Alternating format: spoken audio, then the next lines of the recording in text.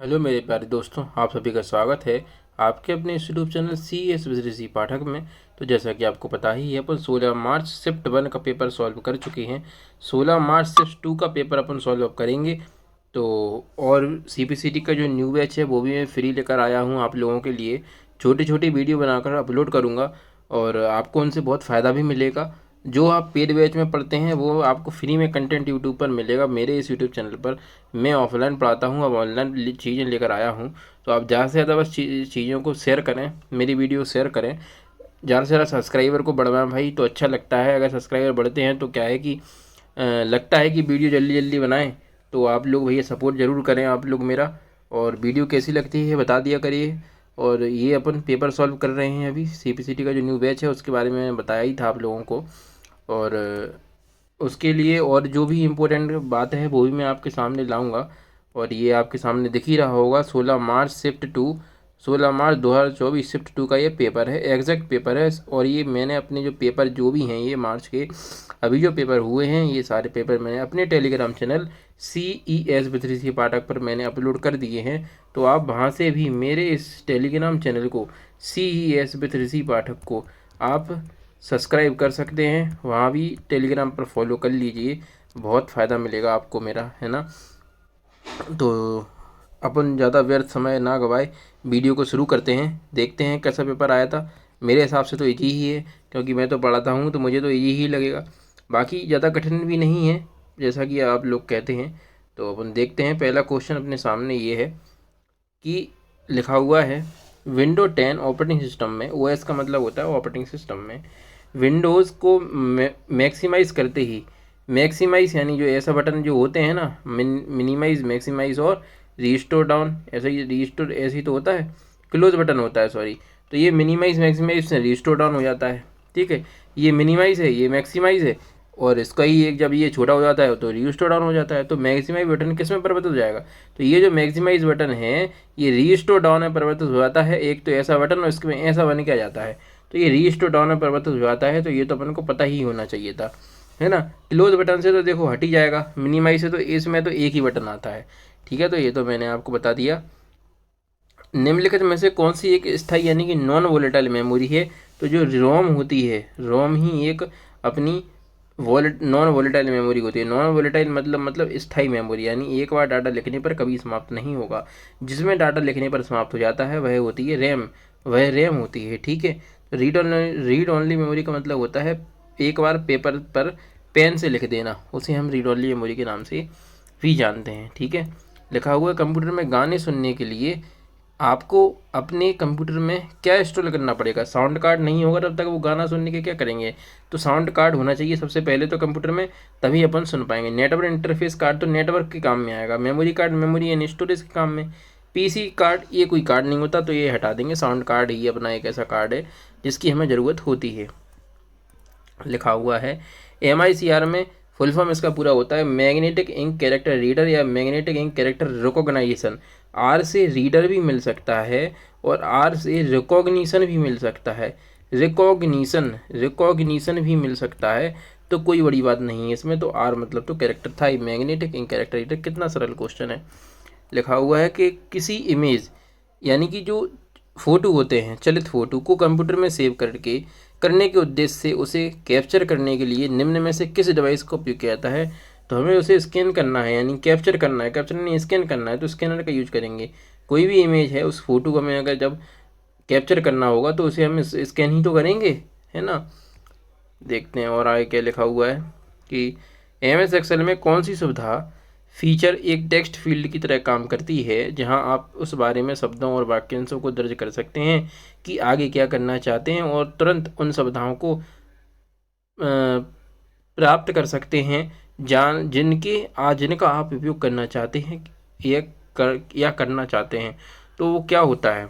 अगर आपने एक्सेल का प्रैक्टिकल अगर आपने किया है भाई, मैं तो ये इसलिए सॉल्व करवा रहा हूँ कि आप पेपर देकर आए हैं तो आपको पता तो चले कि हमने पेपर दिया था तो उसमें कौन कौन से ही ऐसे ऐसे क्वेश्चन आए थे। बाकी जो नए स्टूडेंट हैं उनके लिए भी एक अपॉर्चुनिटी होती है कि वो पेपर को देख सकें कि पेपर कैसा आता है, पेपर के क्वेश्चन कैसे होते हैं, ये अपन को पता होने चाहिए। बाकी तो मैं तो आपको पढ़ाऊँगा ही भाई, बिल्कुल फ्री पढ़ाऊँगा, कोई कॉस्ट नहीं होगी उसकी यूट्यूब पर।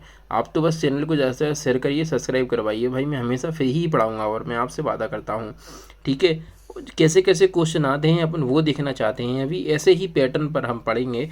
और तो अगर जिसने भी एग्ज़ाम दिया है वो इसका मतलब जानता होगा कि टेल मी क्या होता है, ठीक है।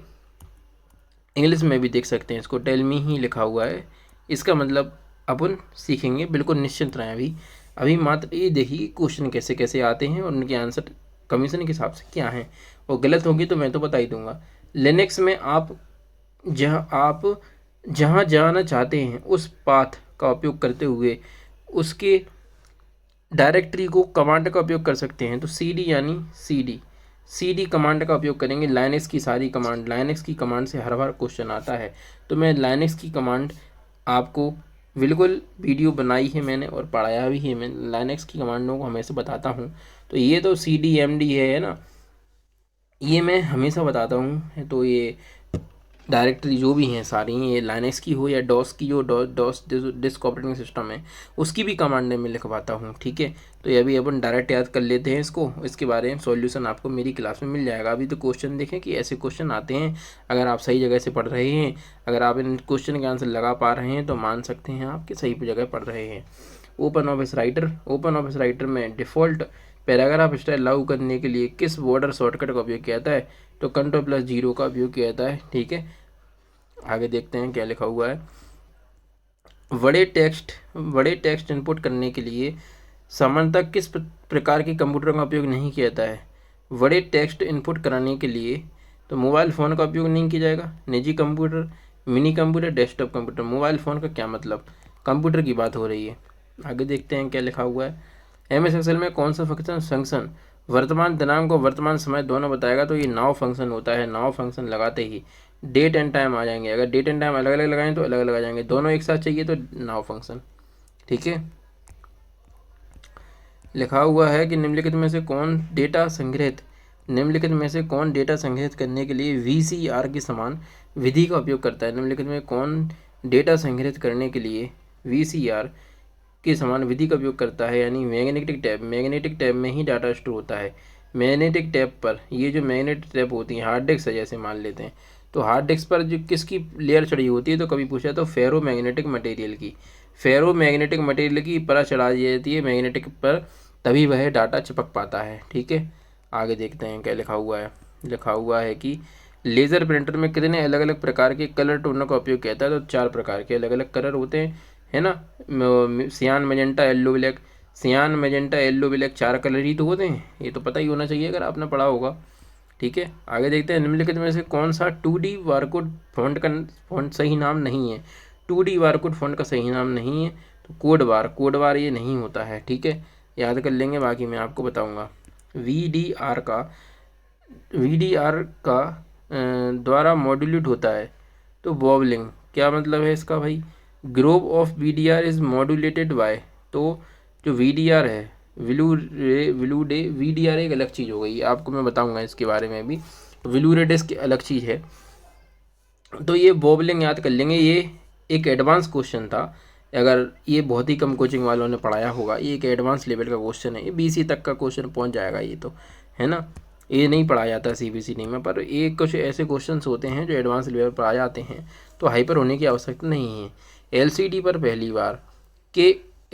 पहली बार के उत्तरार्ध में बाजार में आए। ये प्रकाश प्रकीर्णन प्रभाव पर आधारित थे, जैसे गतिशील प्रकीर्णन मॉड्यूल के रूप में जाना जाता था। किस दशक में आए थे LCD पहली बार? तो 1960 के दशक में आए थे, ठीक है। ये तो अपन पढ़ेंगे, तो हिस्ट्री का क्वेश्चन था, है ना। निम्नलिखित में से कौन सा नेटवर्क समेत ब्लॉक लेवल डेटा स्टोरेज तक पहुंच प्रदान करता है? तो ये अपना SAN है, ठीक है। SAN, pan personal area network, wide area network, local area network, ये अलग चीज़ हो गई है, वो ब्लॉक की बात कर रहा है, ठीक है ना। सोसाइटी एरिया नेटवर्क भी अपन बोल सकते हैं। बैंक चेक पर लिखे कोड या संख्या को हम MICR कोड कहते हैं भैया। MICR कोड 9 अंकों का होता है। इनमें 3-3 पार्ट में डिवाइड होते हैं, तीनों का मतलब अलग अलग होता है। आपने पढ़ा होगा, पेपर दे के आए होंगे, या जो नए बच्चे हैं जो पढ़ रहे हैं वो इस चीज़ को समझ सकते हैं कि ऐसे क्वेश्चन पूछ जाते हैं। मैं तो पढ़ाऊँगा ही। LCD यानी कि लिक्विड क्रिस्टल डिस्प्ले बहुत सरल फॉर्म में अपन लगा सकते थे। ठीक है, लिखा हुआ है निम्नलिखित में किस प्रिंटर का उपयोग मुख्यतः एरोस्पेस इंजीनियरिंग में किया जाता है? तो 3D प्रिंटर का। देखो, इंजीनियरिंग की बात हो गई थी, इंजीनियरिंग में तो 3D का यूज होता है। ठीक है, 3D प्रिंटिंग हमें जो भी बनानी है हम इससे कर सकते हैं। पैकेट स्विचिंग नेटवर्क किससे संबंधित? डेटाग्राम से संबंधित है। किससे संबंधित है? डेटाग्राम से। ठीक है, आगे देखते हैं क्या लिखा हुआ है। ग्रेंगुलर शोर कब होता है? जब स्टेप आकार बहुत बड़ा होता है। जब स्टेप आकार बहुत छोटा होता है, बैंडविड्थ बहुत बड़ा होता है, तो ये स्टेप आकार बहुत बड़ा होता है, तब ग्रेंगुलर शोर करता है। ठीक है, आगे देखते हैं क्या लिखा हुआ है। वेक्टर कन्विज क्या लिखा हुआ है, ये इंग्लिश में देखते हैं। क्वांटिजेशन, तो ये इसमें कुछ चीज़ें क्या है, हिंदी में इनके फ़ॉन्ट गलत आए हैं इस बार, तो आपको घबराने की ज़रूरत नहीं है। PDF तो मैंने टेलीग्राम पर डाल दी है पहले ही, आते ही साथ सबसे पहले अपलोड की थी मैंने। बट ये बात है कि अभी न्यू है चैनल, न्यू टेलीग्राम है, न्यू यूट्यूब है, धीरे धीरे सब्सक्राइबर बढ़ रहे हैं, भगवान के पास ही बढ़ जाएंगे आप लोगों के प्रयास से। वेक्टर क्वांटिजेशन और ट्रांसफॉर्मेशन कोडिंग किसके उदाहरण हैं? तो ये क्या लिखा है? कौस्तकारिक संपीड़न लिखा है, यानी ये क्या है? लॉसी कंप्रेशन, लॉसी संपीड़न के।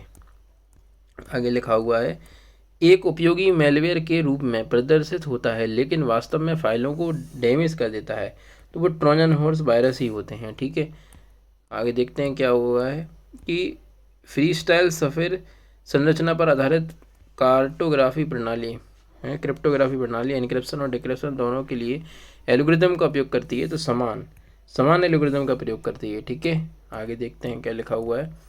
लेज़र प्रिंटर नामक महीन धूल का उपयोग करके कागज़ पर निशान बनाते हैं। टोनर, भाई टोनर ही होता है, टोनर से ही छपते हैं निशान विशान, सब उससे ही आते हैं। USB का फुल नाम क्या है? यूनिवर्सल सीरियल बस। ठीक है, मॉनिटर पर प्रदर्शित होने वाली पहली स्क्रीन डेस्कटॉप है। मॉनिटर पर प्रदर्शित होने वाली पहली स्क्रीन डेस्कटॉप है। ठीक है, आगे लिखते हैं NIC का फुल पूर्ण रूप क्या है? Network interface card. कितना सरल है यार पेपर ये तो। निम्नलिखित में से किसका फाइल डॉक्यूमेंट यानी माइक्रोसॉफ्ट वर्ड का है? .doc, और .doc एक्स हो जाता तो 2007 का हो जाता है, वो 2007 के बाद के जो भी हैं वो एक्स लग गया है उनमें। विंडोज़ कर्सर फाइल के लिए निम्नलिखित में किस एक्सटेंशन का उपयोग किया है?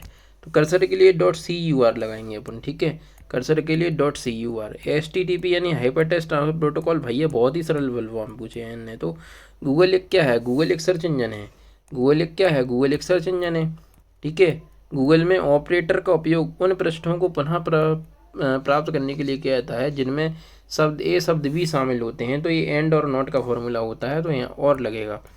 ठीक है, आगे लिखा हुआ है कि निम्नलिखित में से कौन सा MSexcel 2019 का एक वैध वर्कशीट व्यू नहीं है? ठीक है, तो देखो नॉर्मल व्यू होता है, पेज लेआउट व्यू भी होता है, पेज क्रिएट व्यू होता है, सेक्शन ब्रेक व्यू कोई सा नहीं होता है ये अपने एक्सेल में। ठीक है, लिखा हुआ है किस विकल्प की पहचान कीजिए जो MS वर्ड में कैपिटलाइज ईच वर्ड को बिल्कुल विपरीत करवाई जा सकती है? तो वो टॉगल केस है। कैपिटलाइज ईच वर्ड यानी कि पहला वर्ड कैपिटल हो जाए, टॉगल में पहला वर्ड स्मॉल बाकी सारे कैपिटल हो जाए, तो ये उल्टा हो गया उसका। ठीक है, लिखा हुआ है MS वर्ड 2019 में कॉलम में काम करने के दौरान निम्नलिखित में से किस प्रकार का सेक्शन ब्रेक अधिक उपयुक्त होता है? तो कंटिन्यूअस ब्रेक होना चाहिए। ठीक है, तो वो ज़्यादा अच्छा होगा। लिखा हुआ है MS वर्ड 2019 में पैराग्राफ स्पेसिंग में ऐड स्पेस को मापा जा सकता है, तो पॉइंट से मापा जाता है। जो भी ऐड स्पेस होता है अपन उसे पॉइंट के हिसाब से कम या ज़्यादा कर सकते हैं। ठीक है, आगे लिखा हुआ है MS वर्ड 2019 में शो मार्कअप कमांड के अंतर्गत मार्कअप कितने प्रकार में मौजूद होते हैं? तो जो मार्कअप होते हैं 5 प्रकार के होते हैं शो करने के लिए। ठीक है, आगे देखते हैं, लिखा हुआ है MS वर्ड 2019 में डॉक्यूमेंट में पॉइंटर को किस कमेंट पर रोक देने से कमेंट दिखाई देता है? तो स्क्रीन टिप, जो वहाँ कमेंट का एक ऐसा बॉक्स सा बनकर आता है, हम उस पर रोक देंगे माउस को या तभी वो समय कमेंट शो होने लगेगी। ठीक है, आगे लिखा हुआ है MS वर्ड 2019 में हेडर और फुटर को एडिट करने के लिए निम्नलिखित में किस टैब का उपयोग किया जाता है? तो हेडर और फुटर को हमें क्लिक करना है, तो इंसर्ट टैब में हमें जाना होगा। ठीक है, आगे लिखा हुआ है निम्नलिखित में से में नेटवर्क पर सभी मशीनों द्वारा संचार चैनल साझा किया जाता है? तो ब्रॉडकास्ट नेटवर्क द्वारा ब्रॉडकास्टिंग की जाती है, तभी तो वो सभी पर पहुंच पाती है वीडियो वगैरह। MS एक्सेल में शीघ्रता से नई वर्कबुक क्रिएट करने के लिए उपयोग की जाने वाली पुनर्निर्मित स्प्रेडशीट निम्नलिखित में से कौन सी है? टेम्पलेट होता है, वो अपनी वैसी ही सीट हमें चाहिए होती है। या जो पहले से टेम्पलेट क्या होते हैं? टेम्पलेट वो होते हैं जो अपने MS वर्ड एक्सेल यानी MS ऑफिस में जो पहले से कुछ हमें फॉर्म के या हमें जो काम करना है उसके हिसाब से कुछ हमें मिल जाए पहले से ही निर्धारित टेम्पलेट प्लेट जो पर्ची या जो भी अपन उसे कहते हैं, है ना, डॉक्यूमेंट आइकन पहले से निर्धारित, उन्हें हम टेम्पलेट बोलते हैं। ठीक है, आगे लिखा हुआ है अधिकांश RPC स्टाइल वाले मेडविलियर सिस्टम्स द्वारा उपयोग की जाने वाली मूलभूत संरचना निम्नलिखित में से कौन सी है? तो SOA। 2 क्वेश्चन ऐसे आए हैं जो एडवांस लेवल के अभी तक, एक ऊपर आया था, एक ये, 2 ये अच्छे लेवल के क्वेश्चन थे, हर कोई नहीं कर पाया होगा, तुक्का लगाया है वो भले ही, तो वो सही हो गया होगा। MS एक्सेल 2019 में शॉर्ट विकल्प टैब के अंतर्गत होता है। तो शॉर्ट जो होता है वो डेटा के अंतर्गत होता है। ठीक है, शॉर्ट विकल्प लिखा हुआ MS एक्सेल में सेल A1 में 0, सेल A2 में 1 और सेल A3 में A1 + A2 मान इंटर करके सेल A3 के निचले दाएं कोने पर क्लिक करके इसे खींचने के परिणाम स्वरूप एक अनुक्रम प्राप्त होता है ना, तो उसे हेमचंद्र यानी फिबोनाची कहते हैं। ये भी एग्जाम्पल जो है एक अच्छे लेवल का था। ये तो इसे 3 क्वेश्चन आ चुके हैं एक्सेल का, अगर आपने प्रैक्टिकल किया है तो भी उसने ये नहीं बताया हुआ, ये बहुत अच्छे एग्जाम्पल थे। MS एक्सेल फॉर्मूला में E2 से E10 तक के विलंब को हमें प्रदर्शन करना है। तो देखो E2 से E10 हमेशा हम जब रेंज बताते हैं तो कॉलन के द्वारा ही बताते हैं, और ठीक है, कॉलन के द्वारा ही हम रेंज को प्रदर्शित करते हैं हमेशा। MS एक्सेल में यदि कंट्रोल की दबाकर रखते हैं और डाउन एरो तो आप कहाँ पहुँच जाएंगे? डेटा रेंज के किनारे, डेटा जो सबसे लास्ट में होगा वही, क्योंकि कंट्रोल और डाउन एरो दबा रहे हैं तो सबसे नीचे जो लास्ट में जहाँ होगा वहाँ, और अप एरो दबाते तो शुरुआत में। ठीक है, आगे देखते हैं क्या लिखा हुआ है कि MS एक्सेल के लिए उपयोग की गई माइक्रोसॉफ्ट प्रोग्रामिंग लैंग्वेज है, तो कौन सी है? VBA। ठीक है, VBA हो गई। अरे ये नीचे आ गया थोड़ा सा, तो कर लेते हैं अपन इसको। 43 4 पे आ चुके थे अपन, तो उसको देखते हैं। और भाई ज़्यादा से ज़्यादा चैनल को सब्सक्राइब जरूर करा करिए आप लोग, है ना। SUA हो गया RPC वाला। ये क्या लिखा हुआ है? MS में शॉर्ट विकल्प डेटा हो गया, और ये क्या था? MS एक्सेल ये फिबोनाची हो गया था। ठीक है, ये भी हो गया था अपना। और MS एक्सेल में कंट्रोल की दबाकर डाउन एरो, हाँ ये मैंने समझा दिया आपको। MS एक्सेल के लिए उपयोग की माइक्रोसॉफ्ट एल्गोरिथम VBA, ये अपन देख चुके थे। MS एक्सेल में फंक्शन किसी टेक्स्ट स्टैटिक के आरंभ और अंत में मौजूद डुप्लीकेट अंतरालों को हटा देता है। तो ये ट्रिम होता है, जो स्पेस होता है स्पेस को हटा देता है, वो एक्सेल का ट्रिम फार्मूला होता है। ठीक है, अगला लिखा हुआ है 50 में कि रिव्यू टैब में मौजूद विकल्प का उपयोग करके विशिष्ट उपयोगकर्ताओं को MS एक्सेल में किस वर्कबुक या सीट में कुछ प्रयासों यानी रेंज को एडिट करने की अनुमति दे सकता है? तो वो होता है पेरोकेट्स, हिंदी में बोले तो प्रोटेक्ट होता है, वो एक मीनिंग लिख दी है इनने। MS एक्सेल में पिछली क्रियाओं को पुनरावृत्त अंडू करने के लिए Ctrl+Z होता है, और रीडू करने के लिए Ctrl+Y होता है। इसमें नहीं लिखा हुआ है, रीडू होता है Ctrl+Z तो अंडू है। ठीक है, लिखा हुआ है आगे MS एक्सेल में टॉगल ब्रेक पॉइंट मेनू से कहता है डीबग। तो ये भाई ये 52 क्वेश्चन आपके हो गए हैं, ये कंप्यूटर के क्वेश्चन थे। ठीक है, ऐसे ही फिर ये कॉम्प्रीहेंशन आया है, तो ये कॉम्प्रीहेंशन है। ठीक है ना, इसके बाद मैथ के क्वेश्चन आए होंगे। तो ये 16 मार्च का शिफ्ट 2 का पेपर था। इसकी PDF मेरे टेलीग्राम चैनल पर आपको मिल जाएगी। और CBCD का मैं न्यू बैच लेकर आया हूँ, मई स्पेशल बैच, जो मई में अब एग्ज़ाम होना है, मई 2024 स्पेशल बैच, बेहतरीन कंटेंट के साथ, बेहतरीन थ्योरी के साथ मैं आप सबको फ्री में पढ़ाऊंगा भाई। तो चैनल को सब्सक्राइब करके जरूर रखें, ज़्यादा से ज़्यादा शेयर करें। आपके जो भी प्यारे मित्र भाई बहन हैं, ज़्यादा से ज़्यादा चीज़ों तक शेयर करें, ज़्यादा से ज़्यादा जो हो सकता है उतना आप बढ़ाइए चैनल को। आपका ही बहुत बहुत आभार होगा अगर आपने बढ़ाया, तो धन्यवाद। इतनी बात आपको समझ में आ गई हो।